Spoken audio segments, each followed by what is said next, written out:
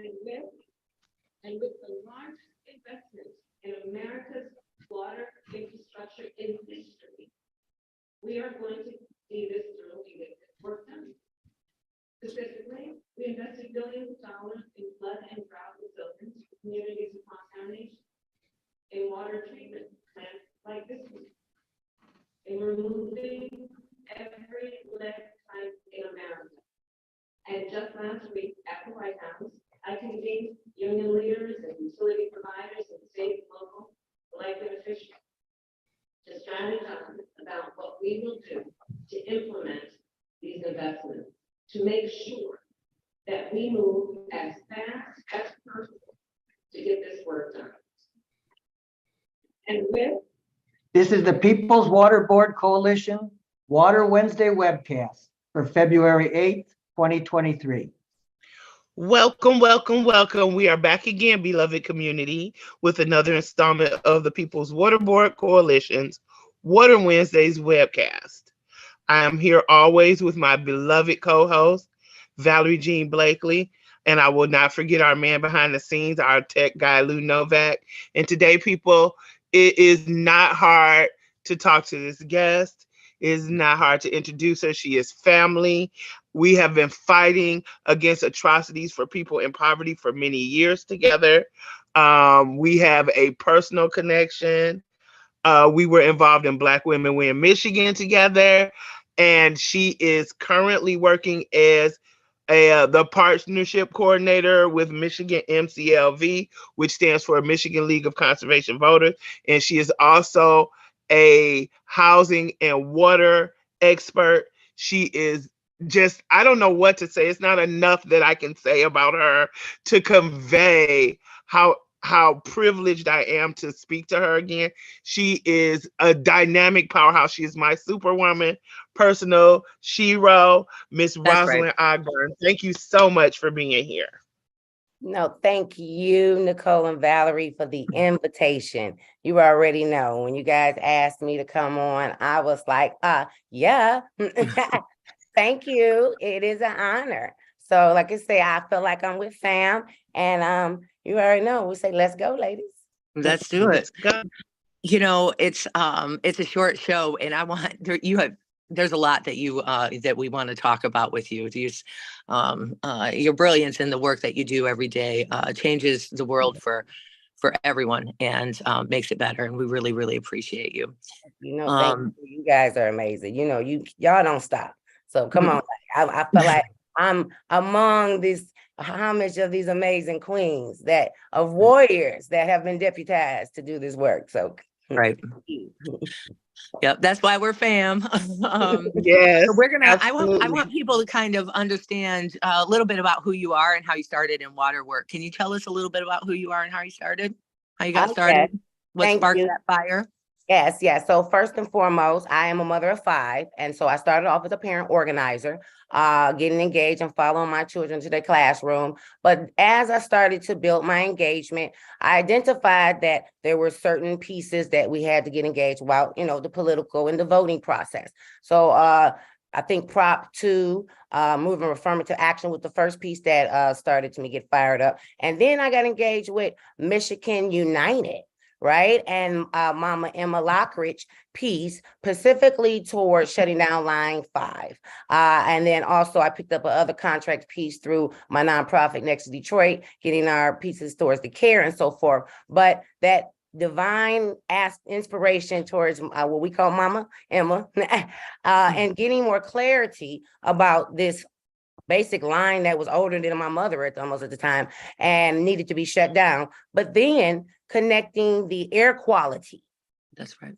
To that whole environment that is basically that southern border of Detroit with all we call Ugg Island, et cetera. And she started to do the visual piece with the photography, and then she had the tour. So that kind of like fired me up because being a parent organizer, one of the what we call students from U of M came in with a survey about children that lived by the freeways.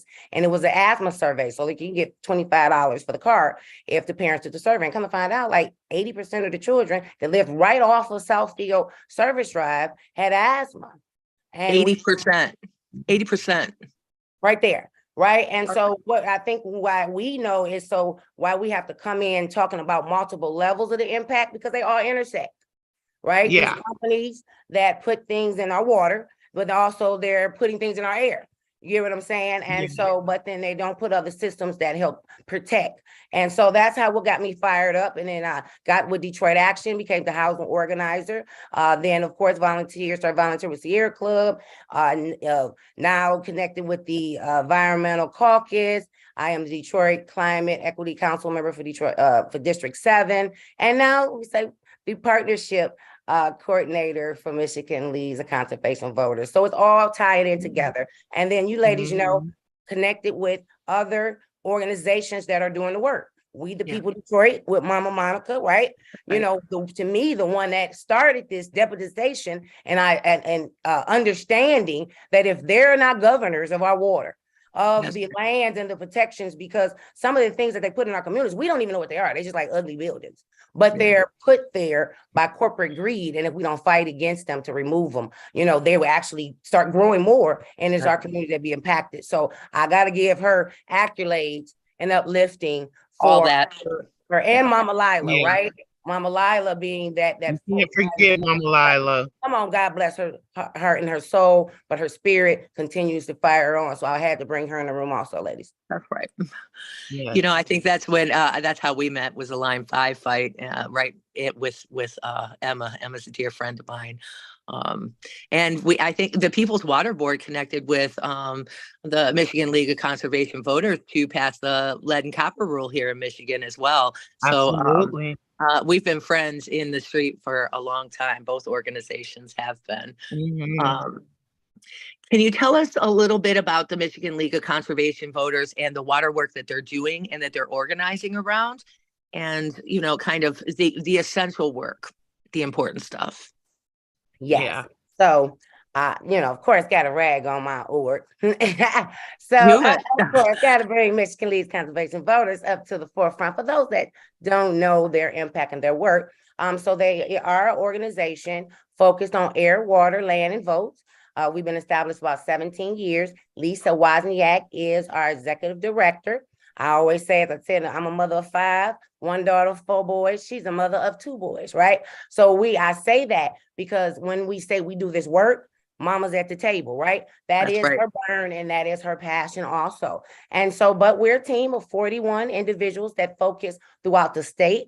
But as you identified, water being the forefront of the conversation in general. And so our vote campaign, what we got to gloat on, is our top campaign. We actually raised 3.5 million. So and specifically aligned with that agenda and supporting our candidates across the top line ballot. So like we're saying, our goal is to make sure these policies get put in position. And so you already know we have this main top line as an organization that we know our communities are having issues right now with the economics, right? And to talk about inflation. Every time we go to the grocery store, every time we go to get gas, right? Every time we look at our bills, we're having these issues. And we basically just identified them with our kitchen table and pocketbook issues. These are the main issues that we realize we have to address. And we've been working real hard and heavy with our legislative, right? Our top, our governor been doing it. She's actually kind of mentioned this conversation that we know we have to bring more clean energy, but make it more efficient and more reasonable. So, our clean energy and a water agenda that basically want to focus more on us having that clean transition. For those that don't know, that the Michigan My Healthy Climate Plan, that is something that has been pushed for the last 2 years. We want to bump that up so people can get more awareness, because that's basically what the streamlines and policies that we know have just been sitting on the table, but they've not been moving, right? And so within all of that, yes, our vision is to make sure that these programs move more aggressively, right? And they bring more into policy, more of the weatherization, more like we already know in the room, water, infrastructure, not just, and this is why I want to make a clear conversation, because ladies, here we go, fam, let's talk about it. We know there's an old infrastructure that has been put in place that has not been addressed, right? Updated. Yeah. Updated, addressed, started to Yeah. get contracting plans in, none of that, right? But then I don't know if you guys seen, I always say her name wrong, but Fidera from Flint last week, she mentioned that they transferred her pipes, but her lead content and levels are still high. What's going on? Right. The infrastructure is old. It Because they're has to be only replaced. It's doing- leaching. Yeah. They're only changing the pipes in the houses. But You the have whole to, it's a infrastructure needs to be replaced. Come on. That's right. absolutely. You have And to then- replace. Yeah, so and then here we go, because I want to go in and impede. Y'all know I got to bring Miko Williams in the room from Hydrate Detroit. That's another thing I was about to say. Me and Valerie worked heavily with when folks was getting their water shut off for bills under $100, right? That I feel in a hole. How are they infiltrating? Or we know we're in a moratorium now, but even the concept of not assuring water is available for families, but corporations don't get shut off at that capacity. Right. That was one aspect of, to me, policy that we know we have to address and to make sure that fairness and equity is being presented. So that's another thing that the Yeah, league is because moving they can aggressively on. even, they're allowed to dispute their bills also as far back as they see a discrepancy.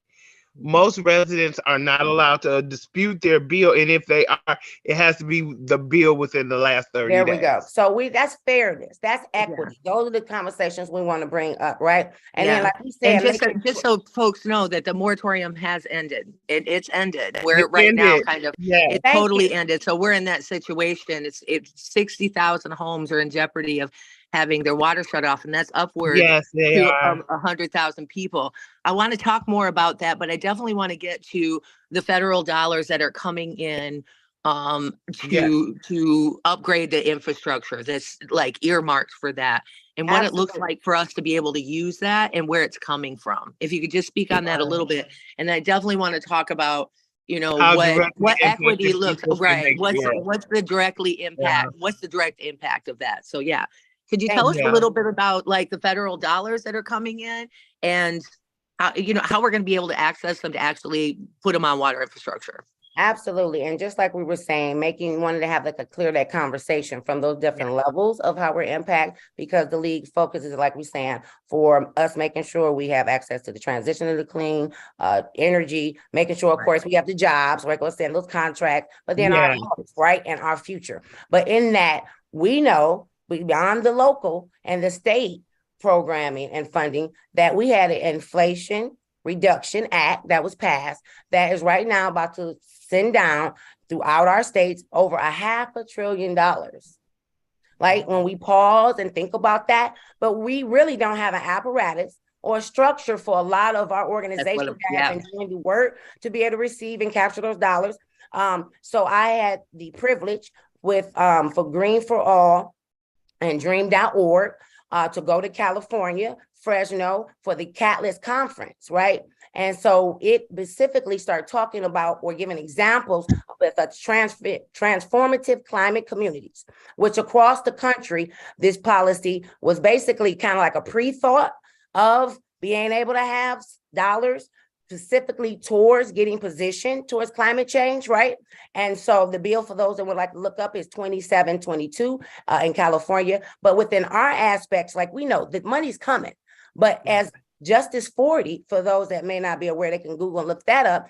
Those 40% of those dollars have to come down directly to Black and Brown communities, the most impacted communities. Like we started off saying why we were looking around, why are our communities being infiltrated? Because we were the most vulnerable. And we have legislative that did not represent us and say, stop, you're not about to come impede on our health, right?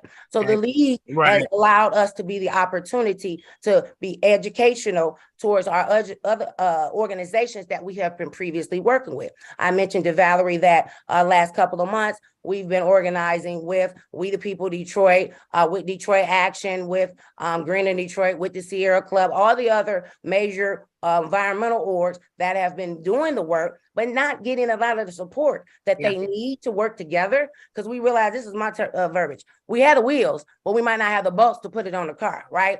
Or the knowledge of how we can all kind of work and move together. So as a partnership coordinator, y'all know how I like to move. Hey, we ain't gonna move unless we moving as one. So, and that's where the league has where our power is too. That's it. That's it. And that's why they continue to try to divide us, because they know you can divide and conquer. Right. That's it. That's it. Definitely. And so our team is so unique because we're a team of 41. We're massive across the state, but we have so many departments that work specifically towards certain different things, right? So we have a governmental affairs, Nick O. Then we have an actual federal affairs, right? And so in Bentley and Hudson, but along with, like we just saying, working and sequence or in we'll say in orchestra, right? And then it's making a symphony within our departments, but identifying where are the most impacted individuals. Like we Right. were talking about Valerie.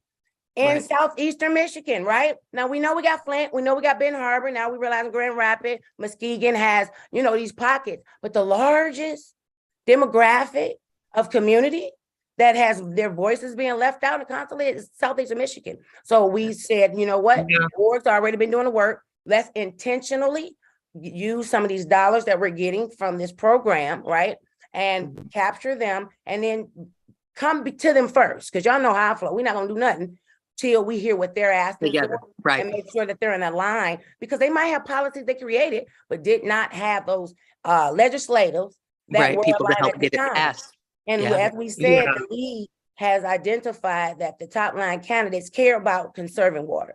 They care about conserving their air. They care right now about conserving our land Right. as we move forward. And then I want to And bring with to the table that Valerie and Nicole, you realize being more cognitive of the land that is stolen from us, right? Being That's intentional absolutely. to start bringing our indigenous brothers and sisters to the conversation. So I want to open that up too for those that we've not reached out to. That is that open call, because as these dollars come to, sometimes we realize once again, they don't have the apparatuses or the system or the technical support to be able to connect, and we're offering that. Yeah. Not only that, but I would even venture to say, and this is within a lot of different spaces I've been in, they don't even call BIPOC communities and indigenous communities to the table. Like, we don't even have a seat at the table. And so lately, anytime I hear anything through the grapevine, I've been following Shirley Chisholm's motto. If they don't give you a seat at the table, you bring you a folding chair and you sit at the table. That's Because it. the thing is it's great that these orgs are doing all this work, but we need to have the people who are directly impacted by the decisions, by these issues at the table in the decision-making process. That is a must. Mama Lila taught me that the lived experience is the one that has the knowledge, and everyone else should be in a supportive role. And I'm still working on trying to get that across to a lot of people, but that is definitely something that has to be, because we see what's going on in our community every day.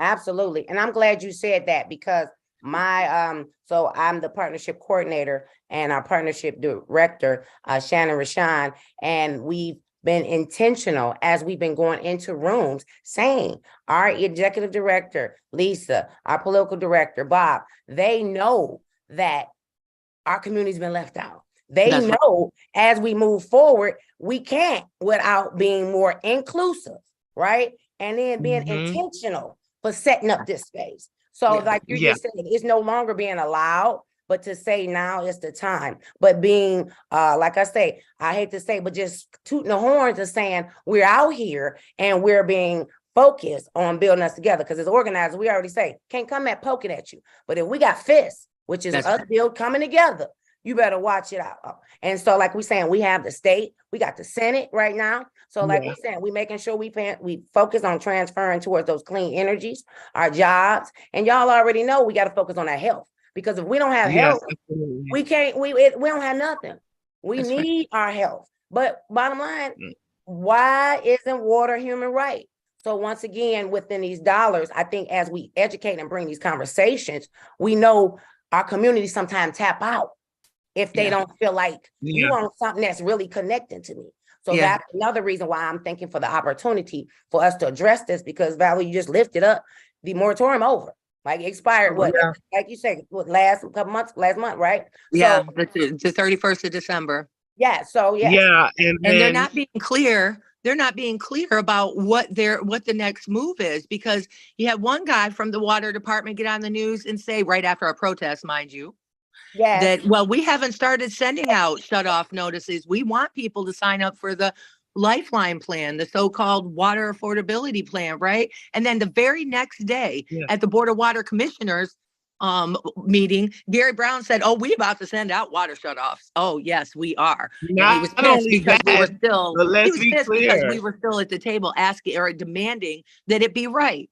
Don't tell us it's a water affordability plan and it's not But right. not only that, Huh. but the president of the commissioners board, Michael Ihauer, literally during public comment had someone question him specifically, very specifically, about whether they were shutting people off if they were not enrolled in the Lifeline program. And he said, yes, they will be. And he said, when is that going to start? And he literally verbatim said, now. Yeah. Yeah, but I mean, so it's like people don't know when they're going to get their water shut off notices.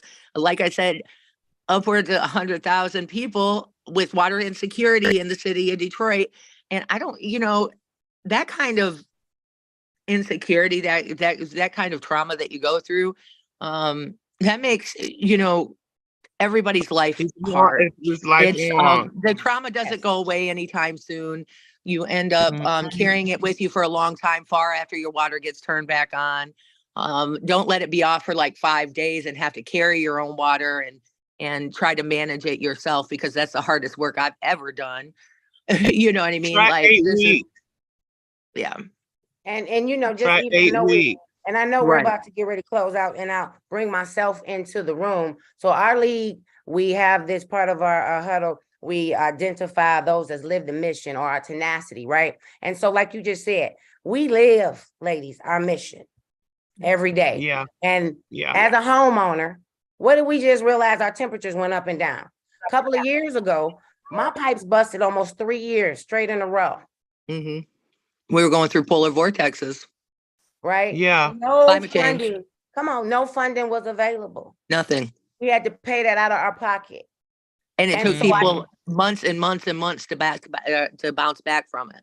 That My family right included. Yes. Right If- there. That's if they bounce back. If We they have to do. be intentional about that.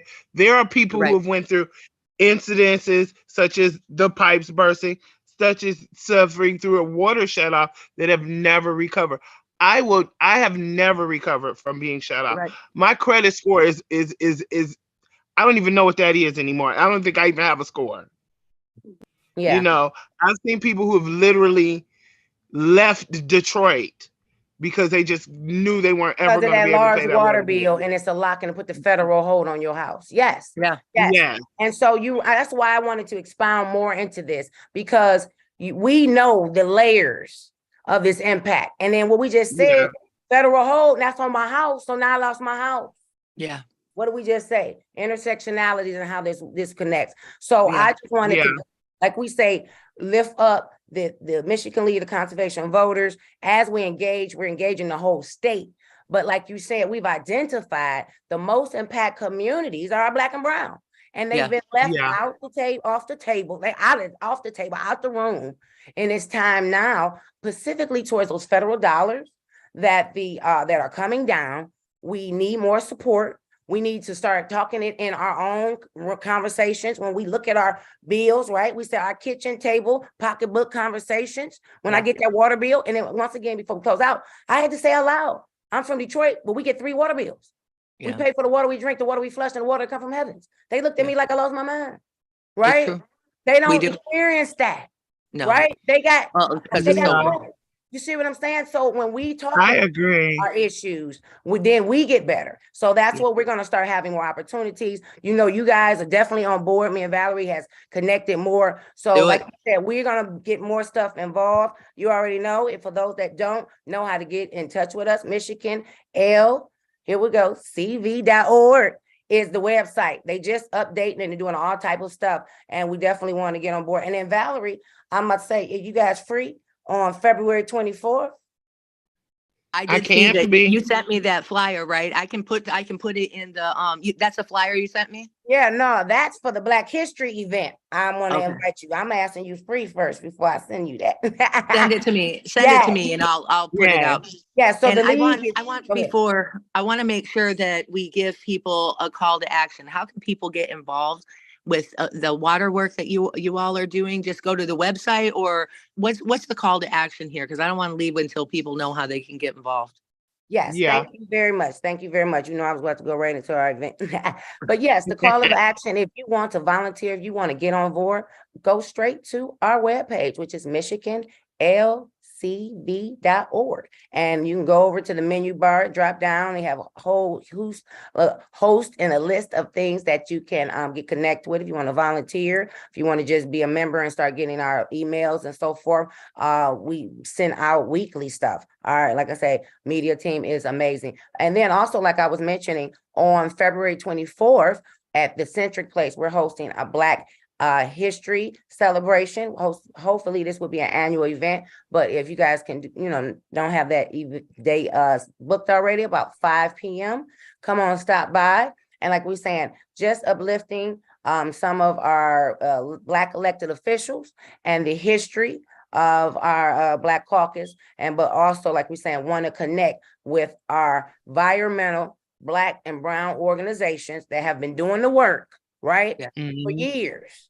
And allowing them also to speak and to talk about more about this historic time. And so I thank you ladies for this opportunity to talk more about our water, talk about our support. But once again, Michigan Leads and Conservation Voters and the work that they're doing, because bottom line, we can't survive without water. And I do believe water is a human right. That's right. That's Thank you. yeah, I appreciate you so much, and I appreciate the work that the Michigan League and Conservation Voters does every day. Yeah. It's important work. And as World Water Month, really March is World Water Month for the People's Water Board, and most people orgs across the nation and the world. We're going to be looking at legislative points, but also things that we can do, that everyday people can do to get involved and join the fight easily, so they know how to do that. And so I'm hoping that we can collab and throughout the month of March and do some great stuff together. I just know that us collaborating and organizing is going to be great. Only goodness can come from it. Yes, thank you, thank you. Now, I was going to say, what I sent you was for this Saturday, for those, I wanted to make sure it was separate. For the Michigan Democratic Party, the convention is this Saturday. So all our precinct delegates and our Michigan Democratic Party voting members, they can, if they're coming out this Saturday, the Environmental Caucus has a open room from 9 a.m. to around 10 a.m. So they can come by. We have a light snack. And then we have State Rep Helena Scott is coming to talk. And she's good people. Yes, and she is she is our energy chair, and I say communication and technology chair. So just for those that may have questions, and she's historic. This is the first Black elected individual for this seat. And so we're trying to get other people to stop by, but definitely she has confirmed that she will be there. So if people had any questions and so forth. So we're going to put those flyers. You already sent me one. If you send me the other one, just so folks know, I'm going to put them in the comment section down below as soon as I get the second one. I already have the first one. Thank you. So that they can easily see this and figure out, go and register and do all of those things for that. And please do go. Yeah. Let's get involved. Let's get involved.